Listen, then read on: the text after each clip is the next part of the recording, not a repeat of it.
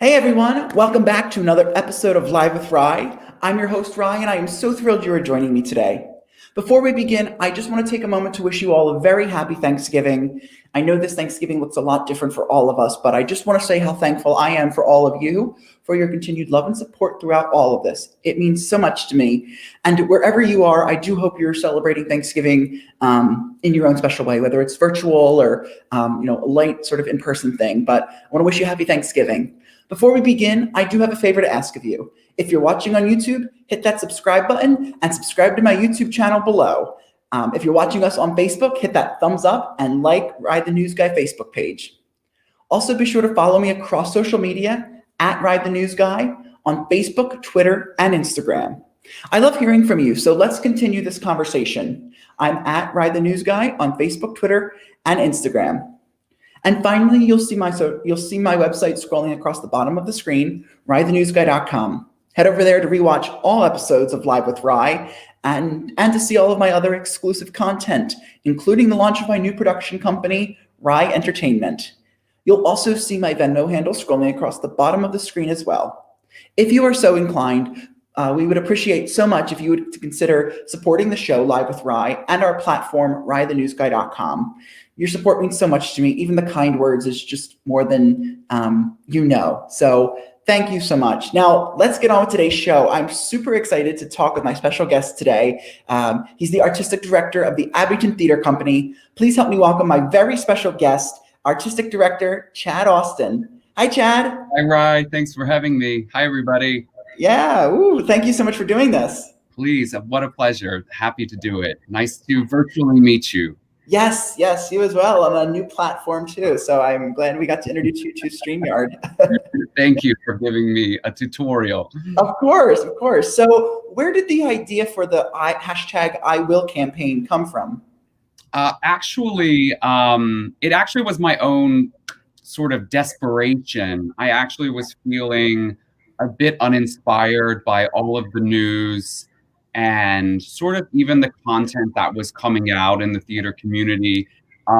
It was coming out of a place, I believe, of desperation and feeling of really despair. So I wanted to create, I hope to create something that was a little bit more inspiring to the future, because I think everyone was having a hard time seeing the future of art, the future of theater. And I was certainly feeling that way. So I actually woke up one morning and I thought, I will direct again. I will produce again. I will create. And I called my team that day and I pitched the idea and I said, what do you guys think about this? And they all really connected to it. So I thought, okay, maybe we have something here. Wow. But it really was out of desperation of my own, RYE. I totally was not a genius moment. It was just, I'm feeling uninspired and how can I change my mood in order to keep theater alive and my small theater alive as well. And then where did these idea for it come from to then get these Broadway stars and Broadway composers and creatives involved as well to create their own I Will statement? Well, I thought, let me use all my pals. I probably had most of those people that I could just ring up or email. And I thought, let's see if they have a larger platform or just see how they're relating to COVID and the loss of everything that we want to do. And I was so incredibly lucky that the reaction to my emails or calls from them were so generous. I mean, we had people, Ruthie Hinshaw, who's a legend, sending me a video from London, and formerly Eve Ensler, just everybody from Kate Baldwin to Francis Ruffel, Andrew Lippa, they all resonated with the cause, and they just were so gracious, and I couldn't be more pleased with it. Oh, that's so great. That is just wonderful. And what do you hope to get? What did you hope to get from this campaign, or what did you hope to get from doing this? You had mentioned that you wanted to sort of change the narrative that was going around about the theater and, sort of the return, what do you hope to get from it? I know you sort of launched a big sort of social media campaign with it, with that beautiful text logo, the hashtag I will, which I have on my Instagram. I don't have the photo here. I should have. Oh, thank you. Thank you. Yeah. The fact that you even have it on your Instagram, that was our goal. That was our goal, just to have a little bit of inspiration. And we reached out. We wanted everybody to take part of it. The fact that it reached your Instagram is amazing. My whole team had a campaign they reached out to, I believe, 75 of their friends each. And we had all of the performers and creators and writers in the campaign. We had a launch at 6:00 on whatever date that was. And yeah, I really just hoped to inspire a little bit more hope for the future. I just really, I thought I wanted there to be hope also with the patrons. With my own board, my own patrons. Last night or a couple of nights ago, I met with my board of directors, and one of them listed all of the I wills from that campaign.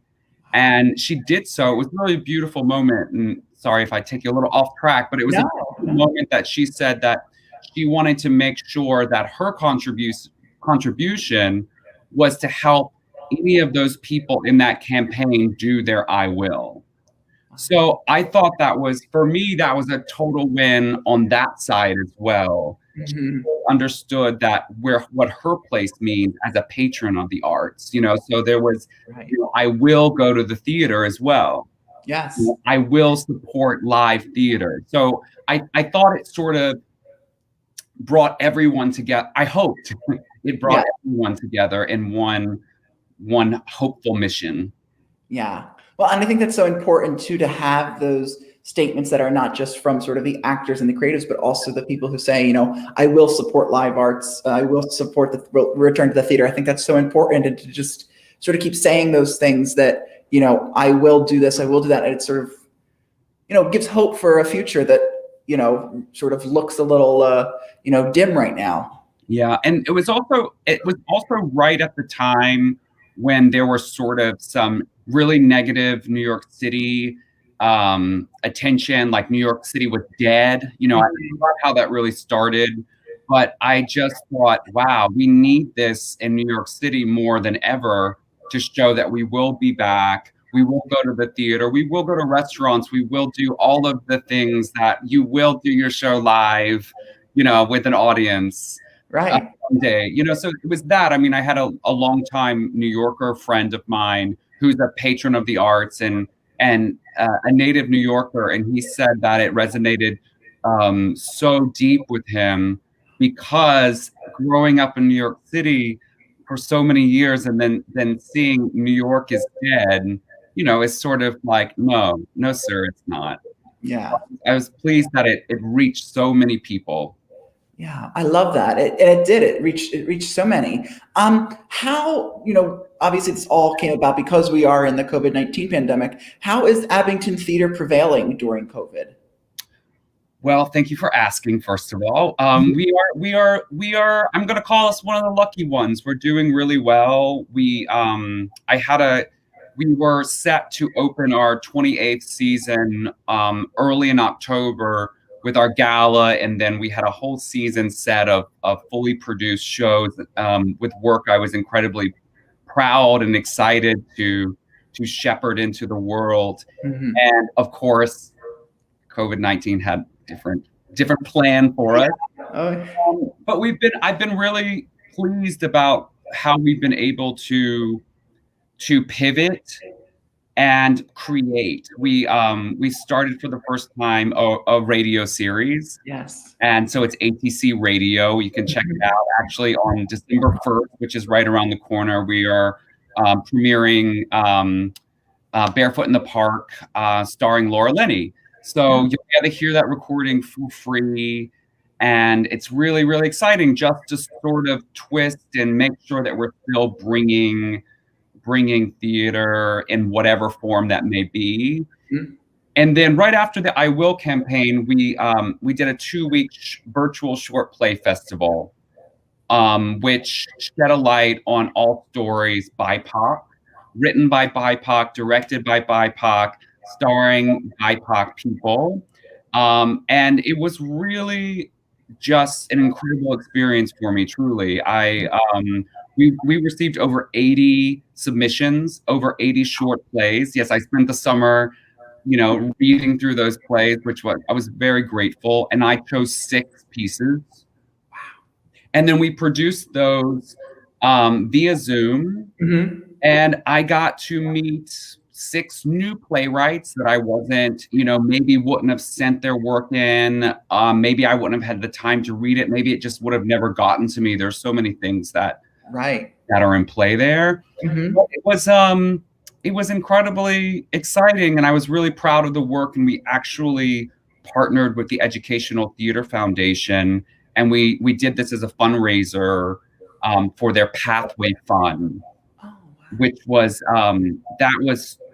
in memory of my mentor and friend Craig Zaden, who, if you don't know Craig, he started the NBC musicals Live.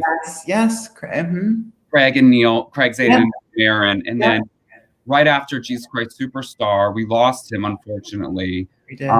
But the Pathway Fund brings people of color into underserved communities and high schools, and they partner them with a BIPOC mentor, and they show them that there's a future in the arts.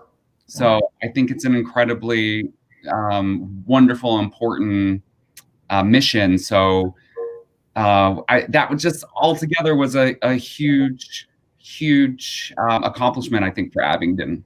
Yeah, that's a huge accomplishment, especially shining light on the BIPOC voices. It's so important and, so incredible. And the fact that you were able to do that and, find 6 new playwrights is very important. And I think that that's wonderful that you're able to produce their work. And I guess, from this pandemic, one of the, silver linings has been sort of the ability to sort of relook and rethink of things, especially with BIPOC being able to come to the forefront and, be able to, have come to the forefront to lend their voices even more, and being able to lend their voices. I think that's really special. So can you tell us, so you mentioned Abington Radio. It's funny because I was going to ask you about this. Can you tell us a little bit more about that? Where did that sort of the concept come from to do that? And, can we listen online or on an app, or is it an actual radio station you tune into? I wish. We're not there yet, RYE. We're not a radio station yet, but if Broadway Radio is listening, we're ready to partner. You can actually go to abingdontheater.org, and it's on the website. Currently, we have there Nathan Lane and the Odd Couple. Our first 2 pieces were actually recorded live at Los Angeles Theater Works. So they're from their archive, and they were generous enough to donate these pieces to nonprofits all around the country in order to help theaters like mine bring entertainment and content to their patrons. So that was sort of the start of ATC Radio. And then the goal, and I've already secured a piece for February, but the goal was to also not only have those pieces, which are beautifully archived, and it's really kind of exciting. I mean, I went in and bought for myself Madame Butterfly with B.D. Wong and John Lithgow, just because I was like, I want to see this epic piece of theater from the, I don't want to say how many years ago and that not be true, and B.D. Wong be angry with me if I made it longer than it was. But So the next step will be that we hope to produce new content of new plays. So during this time that playwrights are still able to hear their work. So that's the concept. And again, it's free to listen to. The new pieces will be free to listen to, and you can just download them and listen right on the website. Wow. Oh, that's super exciting and so great that you created that. I think that's wonderful. And what a way to be creative during this time, for sure. Exciting. How will Abington return bigger and better once all of this ends and live theater can return in some capacity? Do you think you might, and speaking of that, do you think you might be able to return before Broadway or some of these larger venues won't be able to, you being off-Broadway theaters? I hope I will return bigger and better. Thank you for that plug. I think that we're in a really, really unique place. We actually, because again, we have a history of 28 years, which I'm of course incredibly proud. I've been at the helm as artistic director for the last 2 years, Wow. and spent 2 years prior as associate. But I believe that, I don't know if it's good timing or the fact that I just love the art that I found, but a lot of the pieces that I was set to produce this season are smaller pieces. They are a one-man show or a two-hander, a Mhm. one-woman musical. There are a lot of pieces that I hope that will give us an advantage of coming back to, since that we can maybe control a little bit more testing and just having a smaller piece for a smaller audience, possibly. Hmm. Because I do think that, I hope anyway, that off-Broadway and smaller venues will be a stepping stone of bringing theater back. And I think if we can play a part in that, it's incredibly important. And I really hope that I will be able to play a part in bringing live theater back with Abingdon. For sure, yeah, and I hope so as well. I hope you're able to lead the way, and I would like to hope that off Broadway will be able to sort of return first and say it's lead the way, and I hope that off Broadway will also be looked at differently when we return to sort of bigger and better, and get even more support from people than it did prior. It's sort of all around. I hope the same. That's a great thing to wish for, right? Yeah. A friend of mine put it in a way that was that really stuck with me as well. He said that he thinks that COVID may change a bit of how we tell stories and why we tell stories and whose stories we tell. And I think we're already seeing that. Yeah. But I think the fact that if we're off Broadway a lot, for me anyway, you get really to the heart of the story. You push away a little bit more of the junk. Yeah. And you're able to see stories that also may not be told on Broadway. And I think that may change. And I kind of hope that it will change. And I think Broadway is amazing, and they produce, and the producers who bring those shows to Broadway are to be commended. But I'm interested to see what people want to see also after. Like, what do you want to see? I want to laugh. Right. Exactly. That's what I want. So I think a lot of what I will want to bring to patrons is a lot of relief, a lot of humor, and a lot of maybe a little song and dance. Yeah. Maybe. For sure. I think it's interesting you say that, because I do think during this COVID-19 pandemic, I do think we are seeing sort of we will see a rebirth, a resurgence, and I guess even a birth, you should say, all around, of new writers, new playwrights, new sort of creators of new work. I know there has been, I've heard from so many people who, have finally finished that play they wanted to write, or that musical they wanted to do. And I think we will see a sort of resurgence of it. And like you said, I have thought about that a lot, of what would people want to see when they return. And I do think that the topics will be different. I, think there will be sort of some, really thought-provoking and serious pieces, but I feel, at least in the beginning, I do think people want to return and sort of escape, and not necessarily to the razzle dazzle of the big, big brass musicals, but to something that is, light and funny. And even if it's something that focuses on the pandemic, but is a sort of a comedy. I do think, though, that, and I hope that Broadway will get a little bit more, and theater itself will become a little bit more artistic, and we'll see more actually like art come about than just, your regular typical big musical sort of, Right. I think it's really interesting to see what the first thing will be to produce, whether that's off Broadway or Broadway. Again, it's really my job for my company to figure out, I call myself sometimes like a trend forecaster, trying to find out. You're trying to think what people want to see, on top of keeping your own integrity as an artist and a creator and a producer. Mm-hmm. You want to make sure that you get some butts in the seats too. Yes. Exactly. And There are certain years when things have gone on where you go, oh, I need to pivot away from these storytelling moments. And then of course you have stories that are so important that it doesn't matter when you tell them, you just want to tell them so badly.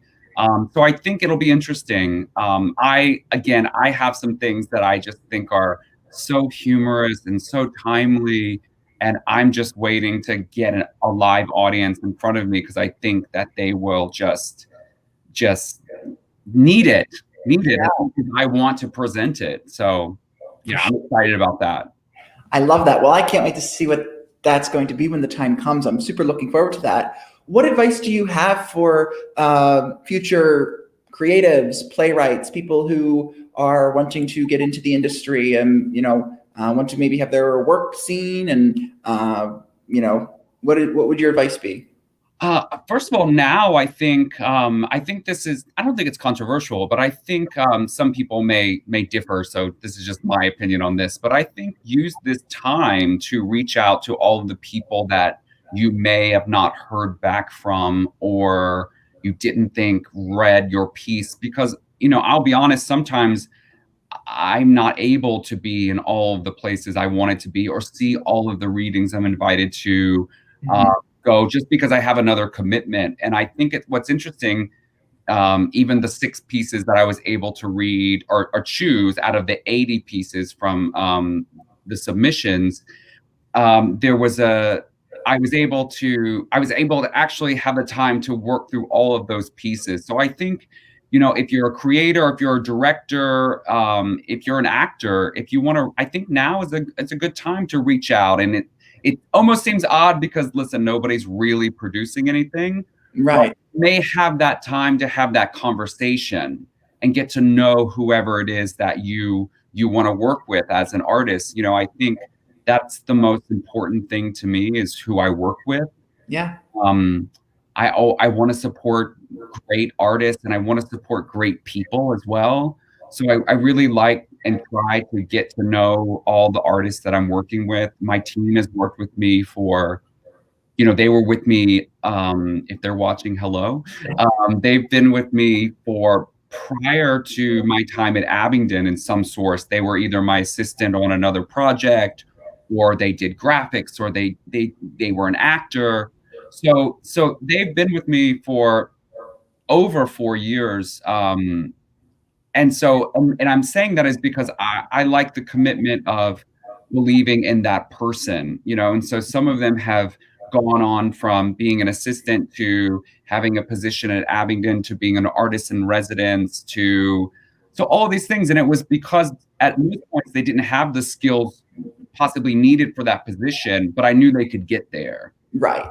So saying that about young artists, I think, this is the time to send out those emails, send out your script, send out your CV, whatever the kids are doing these days with their videos. But yeah, I would say that, and then and try to find hope in the future. Try to see a future where you see yourself in the theater. Try to find that place again, because I find that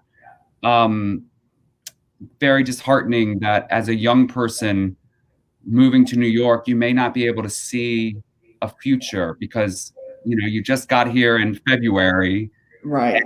And can't even, I don't know about you, RYE, but when I first moved to the city 20 years ago, I used to walk by all the big Broadway theaters that I couldn't even afford to get a ticket to, or the off-Broadway theaters. I mean, it used to just be that I loved and worshipped as a kid and knew what I wanted to do with my life. So I feel like, since you can't see that anymore, how do you see a future in the industry? Right. So I say, throw that "I will" in front of it. I will be on Broadway. I will, get my equity card. I will write a play. That's what I would say. Hopefully that's helpful. I love that. No, it's super helpful. I think that's such great advice. So as we wrap up, where can we keep up and learn more about Abington Theater Company? Well, thank you for asking. Again, we actually have something coming up next Tuesday, which I think we didn't talk about before, but I'll plug that real Yeah, fast. let's talk about it. We're doing a live stream with Broadway Cares Equity Fights AIDS on Broadway on Demand on December 1st. Yes. Elegies by Bill Russell. It stars Nathan Lane, Jesse Mueller, Cynthia Nixon. I'm going to forget all of the names. The cast is 51 people. Wow. And it's going to be really amazing. And you have 4 days, I believe, to watch it starting December 1st. It's free on Broadway on Demand. Oh, So great. that, and you can find that along with the radio plays and anything else that we're doing, you can find that on abingdontheater.org. Nice. And did you, for this upcoming live stream, is this part of Abington or, and it's live, or is it sort of archival footage that? We're co-producing it along with some other great people, including one of our board members, Jim Kierstad, who brought us on board. And it is recorded live, if that makes sense. So it's not, so these are all brand new performances of this work. Do you know the show, RYE? I don't know. I shortened the title because it's so long, but it's Elegies, Angels, Punks, and Raging Queens. Yes. Russell. And there's some beautiful music, and we're doing this for Broadway Cares Equity Fights AIDS on World AIDS Day. Oh. So this will be a benefit for them. And so there's some crafty virtual technology getting all of these 51 artists together. But the cast is just beautiful, and I've seen some of the performances, and they're moving. The show is incredibly moving and important, and yeah, you really should tune in Broadway on Demand, and it'll play December 1st. I believe it starts at 5 p.m. RYE. Okay. Nice. Positive. It's the first time you can start watching is 5 p.m. But all that information is on the website. Yeah, I was gonna say, if you go to the website, I'm sure you can see all of that information. Yeah, and the cast, I'm telling you, there's just some really incredible performances. It's gonna blow your mind when you see the cast list. Like, it blows my mind every time we add Fran Drescher's in the cast. Oh my gosh. Jane Hudeshell, Oscar winner J.K. Simmons. I'm just trying to get some of those names out, but so that works. So you can follow along there. You can follow along. All of our social media is just Abingdon Theater. There you go. Thank you. You are so good, RYE. And so we post all of those things there. Elegies is all there. And we'll be announcing some more exciting stuff actually on Monday. There'll be a little bit more press going out on Monday about a little bit of a holiday treat that we're offering our patrons. Wow. So look out for that on Monday, the 30th, in a press release. Very exciting. Well, it certainly is true that Abington is not, has not died. It is leading the way. It is going to be back in full force, and it is doing so much right now. It's beautiful to see. It's you really are leading the way. I will return to Abington and see a show when it. You are so welcome, and I will make sure you are there. Opening night, please. Yes, please. And I will continue to see theater. I will produce. I will, be back at the theater one day, and I hope we all will too. Thank you so much, Chad, for chatting with me. This was so great. It was so great to talk with you, and I love everything that you're doing, that you've done with Abington, that Abington is doing, the #IWill campaign, Abington Radio, the upcoming live stream. You're doing so much, and I think it's so important to support artists, to support theater. It's wonderful, and I thank you for that. Thank you for saying that, Ryan. Thank you for having me today, and I hope everyone has an amazing, safe Thanksgiving, and I hope that people can be with their loved ones and their family.